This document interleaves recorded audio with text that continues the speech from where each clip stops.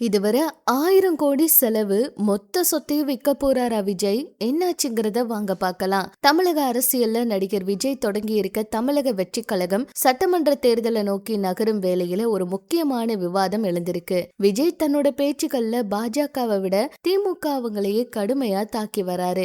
இது அவர் திமுக எதிர்ப்பு வாக்குகளை சிதறடிக்க பாக்குறாரா, இல்ல மறைமுக பாஜகவுக்கு சாதகமா செயல்படுறாரா அப்படிங்கிற கேள்விய அரசியல் விமர்சகர்கள் கிட்ட எழுப்பி இருக்கு. திமுகவை குறிவைக்கிற அரசியல் எதிரி தன்னோட முதல் மாநாட்டிலேயே திமுக அரசியல் எதிரி என்றும் பாஜகவை கருத்தியல் எதிரி அப்படின்னு விஜய் தரம் பிரிச்சாரு. ஆனா நடைமுறையில அவரோட களப்பணிகள் மற்றும் விமர்சனங்கள் எல்லாமே ஆளுங்கட்சியான திமுகவை சுற்றியே அமைஞ்சிருக்கு. ஊழல், வாரிசு அரசியல் மற்றும் நிர்வாக சீர்கேடு இந்த மாதிரி புகார்களை முன் வச்சு திமுகவை தாக்கி தாக்கி பேசிக்கிட்டு இருக்காரு. பாஜக பற்றி பேச சொன்னா பாஜக பேரை கூட சொல்லாம அவங்க இங்க களத்திலேயே இல்ல அப்படின்னு சொல்லி விஜய் ஒதுங்கிக்கிறாரு. விஜய் அவரு இந்த களத்துல குறிப்பதன் மூலம் அந்த எதிர்ப்பு வாக்குகள் சிதறடிக்கப்படுதுன்னு சொல்லலாம். இது இறுதியில திமுகவோட வெற்றி வாய்ப்பை எளிதாக்கும் அப்படின்னு கூட ஒரு தரப்பு வாதமா இருக்கு. அவரை இப்போதைக்கு திமுகவை மட்டுமே குறிவைப்பதா தெரியுது.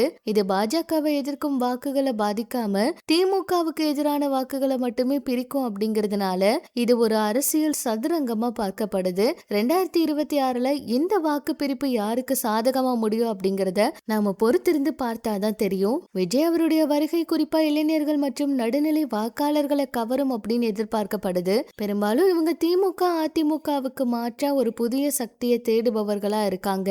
விஜய் அவர் வாங்குற ஒவ்வொரு வாக்கும் திமுகவுக்கு எதிரான வாக்குகளாக இருந்தா அது அதிமுகவோட வெற்றியை தடுக்கும் அப்படின்னும், எதிர்கட்சிகள் சிதறி கிடைப்பது எப்பவுமே ஆளுங்கட்சிக்கே சாதகமா முடியும், அதை தான் விஜய் செய்யறாரா இல்ல உண்மையில பாஜகவை எதிர்க்க தயங்குறாரா அப்படிங்கிற கேள்வியும் இருக்கு. என்ன நடக்க போகுதுன்னு பொறுத்திருந்து பார்க்கலாம்.